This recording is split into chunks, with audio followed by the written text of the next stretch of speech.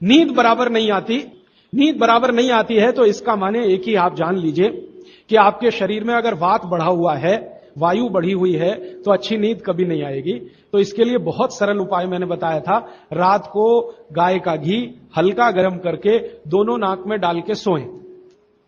गाय का घी हल्का गर्म करके, जब वो तरल हो जाए उतना ही गर्म करें और एक एक बूंद दोनों नाक में डालें और हल्के से खींचें, ज्यादा तेज नहीं, बस इतना करेंगे अंदर चला जाएगा।